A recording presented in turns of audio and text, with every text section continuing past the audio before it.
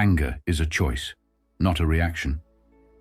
Most of us think anger just happens to us, like a reflex. But what if that isn't true? What if anger is actually a decision, something we can control? Imagine this. Someone cuts you off in traffic and your temper flares. In that moment, we often feel justified, thinking, "Of course I'm angry." But Stoicism, a philosophy developed thousands of years ago by thinkers like Marcus Aurelius and Epictetus, teaches us that anger doesn't have to rule us. Instead, they believed we can choose how we respond, taking control rather than letting anger take over. In this video, we're exploring Stoic tools that transform anger into something manageable, something you can choose or leave behind. These techniques go beyond suppressing anger. They help you regain calm and focus, no matter the situation. Stay until the end, because there's a powerful bonus technique I'll share that you won't want to miss. This could be the turning point where anger loses its grip on your life. Anger. It's universal. Everyone experiences it, and yet it affects each of us in unique ways. But what exactly is anger? At its core, anger is a reaction often sparked by frustration, perceived injustice, or a feeling of losing control. It's a sudden surge, a flood of emotion that can feel unstoppable in the moment. Anger can be triggered by the smallest things, a thoughtless comment, a delay, or a change in plans. But on a deeper level, anger often signals unmet expectations or a challenge to our sense of fairness. It's as if there's a personal rule book in our minds, and when life doesn't follow it, anger flares up to remind us of our frustration. Physiologically, anger affects our entire body. Heart rate spikes, muscles tense, and breathing becomes shallow. It's the body's way of gearing up for a fight, even if there's no physical opponent. And while this response is natural, it's not always helpful. That burst of anger might prepare us to stand up for ourselves, but it also clouds judgment, making us say and do things we often regret later. Now, let me share a quick story. I once had a friend who was known for his patience, the kind of person who rarely showed frustration. But one day, we were on a road trip, and someone cut him off in traffic. For a split second, I saw a flash of anger. His jaw clenched, knuckles white on the steering wheel. But instead of honking or shouting, he took a deep breath, looked over at me and said, "That person must be in a hurry." Then, he simply carried on, letting the moment go as if it never happened. He chose calm over anger, and his reaction stayed with me. It was a small but powerful example of how, even in moments that seem out of our control, we still have a choice. We've all felt that familiar surge of anger, but what if we could take that same energy and channel it into peace instead? Let's explore how the Stoics approached this. For the Stoics, anger was more than an emotion. It was a barrier, a force that clouded judgment and undermined peace.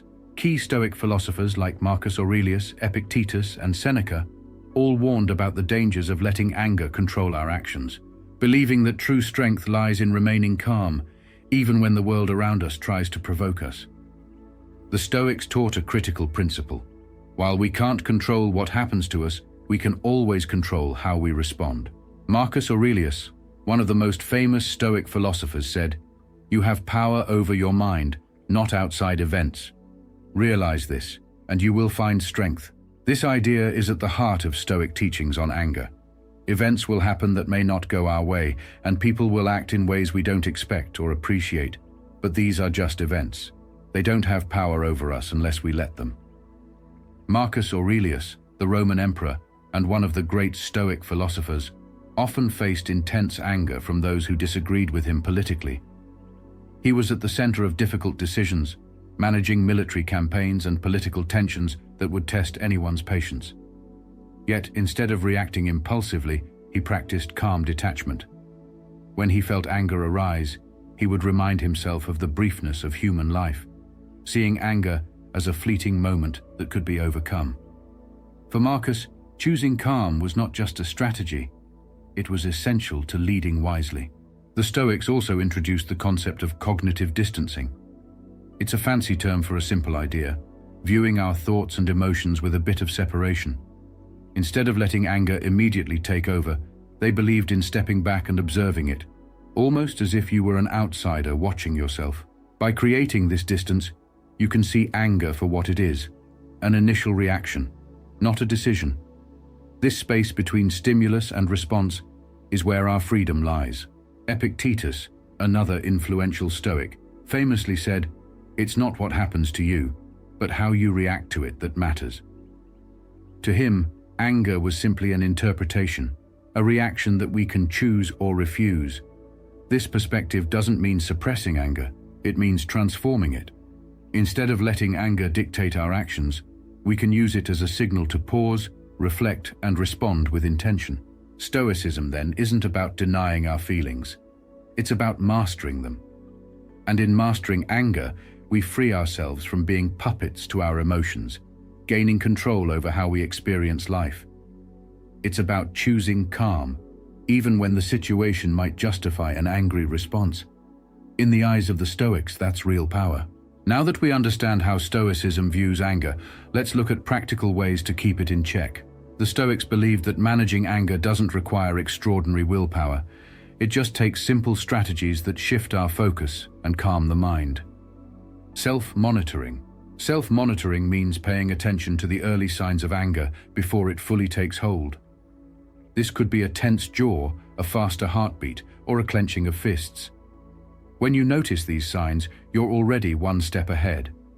Seneca, the Stoic philosopher, advised that we observe ourselves as we would a stranger, so we can catch anger before it escalates.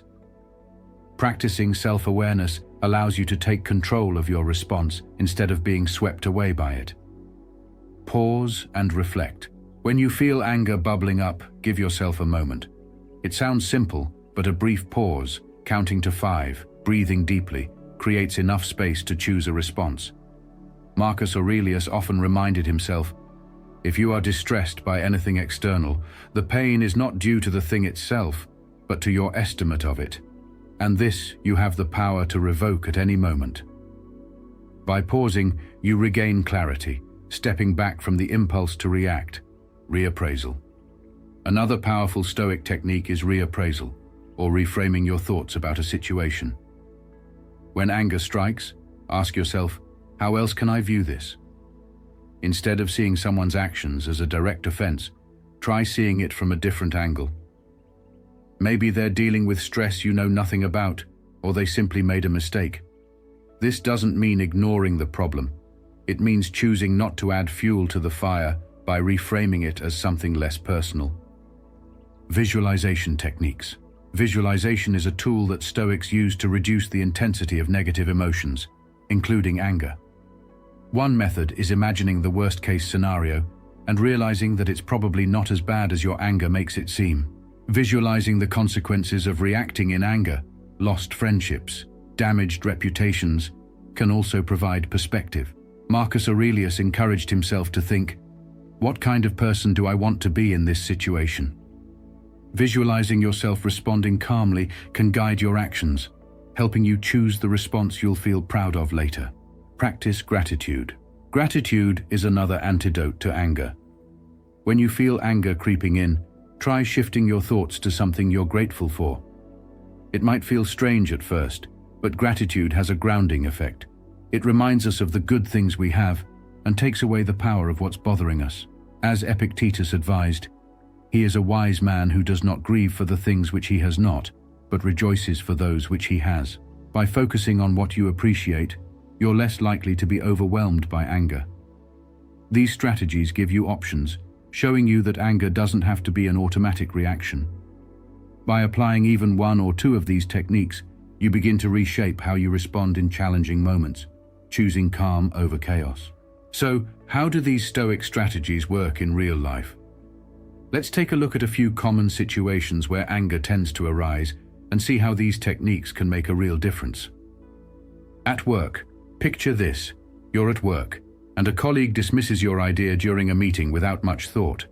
Immediately, you feel a surge of frustration.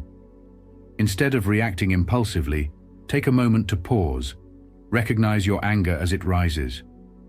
Using self-monitoring, notice that tension in your shoulders, that urge to respond sharply. Take a breath and ask yourself, What does this anger serve? With that pause, you regain control, and instead of letting your anger speak, you respond calmly, or even choose to bring it up later in private when you're both in a better state of mind. By reframing the situation, maybe you'll see that your colleague simply misunderstood your idea or had a different perspective. It's not personal, and it doesn't need to consume your peace. In relationships can be a minefield for anger, especially with those we care about.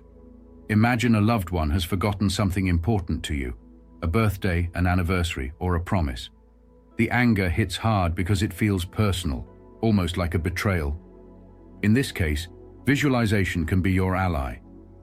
Think about the worst outcome if you let anger dictate your response. Hurtful words, resentment, and maybe even a damaged relationship. Now, imagine choosing calm. Remind yourself of their good qualities and consider that perhaps it was an honest mistake. Choosing gratitude instead of anger reminds you why you value this person in the first place, and it helps diffuse the anger before it takes a toll on the relationship. On social media is often a breeding ground for anger, with heated comments and debates waiting to pull us in. Say you come across a post that triggers you. Before you type a response, pause. Remember, as the Stoics taught, we have the power to choose our response. Reframe your thoughts. Consider that the person might be coming from a completely different life experience. By choosing not to engage angrily, you're preserving your peace and setting an example for others. Often the best response is no response at all, letting you focus on things that truly matter. In everyday annoyances. Even in small everyday situations, like waiting in line, getting stuck in traffic, or dealing with poor service at a restaurant, anger can creep in. These moments are perfect for practicing cognitive distancing. Instead of fuming, try seeing yourself from an outside perspective, like a character in a story. Suddenly, you're no longer inside the anger. You're observing it, almost like a spectator. This shift gives you freedom. Freedom to shrug it off, laugh it off, or simply let it go. The Stoics believed that in these tiny moments of control, we find real strength. These real-life applications aren't about suppressing how you feel, but about using every experience as a training ground for mastering your emotions. The more you practice, the easier it becomes to handle bigger challenges with the same calm and clarity. We've explored how anger, rather than an inevitable reaction, is a choice. By following Stoic strategies, we're able to step back, observe, and decide how we want to respond. From self-monitoring to practicing gratitude, these techniques aren't just tools. They're ways to reclaim our peace and focus, even when life throws challenges our way. Remember, anger doesn't have to rule you. The Stoics showed us that real strength comes from keeping calm and making intentional choices, even when it would be easy to react in anger. By choosing calm, you're not only protecting your peace, but also building resilience that extends to every part of your life.